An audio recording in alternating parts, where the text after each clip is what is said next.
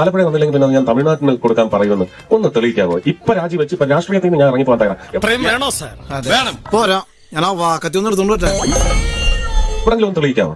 രാജിവെച്ച് ഇറങ്ങിപ്പോന്നും വേണ്ട, നമ്മൾ തെളിയിക്കാം. കൂടുതൽ വിശദീകരിക്കണോ?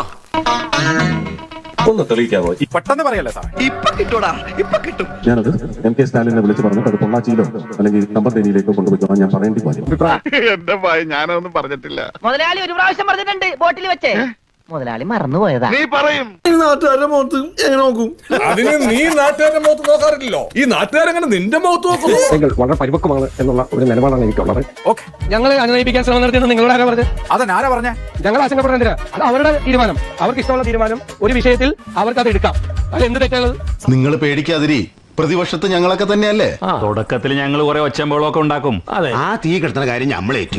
സതീശൻ ഒരു റൂട്ടിൽ, രമേശ് ചെന്നിത്തല വേറെ റൂട്ടിൽ, ഹൈക്കമാൻഡ് വേറെ റൂട്ടിൽ, സുധാകരൻ വേറെ റൂട്ടിൽ, പാർട്ടി ശബരിമലയിലേക്ക്. അങ്ങനെയാണ് നിലവിലത്തെ ഒരു അവസ്ഥ. എളിവില്ലാത്ത കുറെ പാർട്ടികളും അതിനൊക്കെ പറഞ്ഞ നേതാക്കന്മാരും. ഞാൻ പറഞ്ഞില്ല, എല്ലാം മാറിക്കൊണ്ടിരിക്കല്ലേ, മാറാതിരിക്കുന്നത് മാറ്റം മാത്രമാണ് പറഞ്ഞിട്ടല്ലോ. എയിംസും മാറിക്കൊണ്ടേയിരിക്കുകയാണ്. ഇപ്പൊ ചോദിക്കുന്നത് എയിംസ് വരും. ആളുകളെ പറ്റിക്കാനുള്ള ഏർപ്പാട്. ആദ്യത്തെ ചോദ്യം, എയിംസ് എവിടെയാണ്? എയിംസ് ആലപ്പുഴ തന്നെ. ഓക്കെ, ഒന്ന് ആലപ്പുഴ കൊടുത്ത്. അടുത്തത്, പിന്നെ എനിക്കൊരു അധികാരമുണ്ട്, അവകാശമുണ്ട്. അത് കേരളത്തിൽ നിന്ന് ആദ്യത്തെ BJP MP നൽകിയ തൃശ്ശൂരിനത് നിർബന്ധം. ഓക്കെ, ഒന്ന് തൃശ്ശൂരിനും കൊടുത്ത്.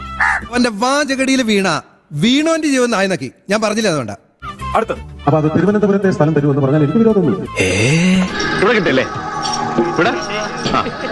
രാഷ്ട്ര പുനർനിർമ്മാണത്തിന് ജില്ലകൾ തോറും എയിംസ്. അതാണ് സുരേഷ് ഏട്ടന്റെ ലക്ഷ്യം. സുരേഷ് ഏട്ടൻ ഭയങ്കര കയറിങ്. ഇയാളെന്താ പറയണെന്ന് എനിക്ക് മനസ്സിലാവുന്നില്ല സുഹൃത്തുക്കളെ.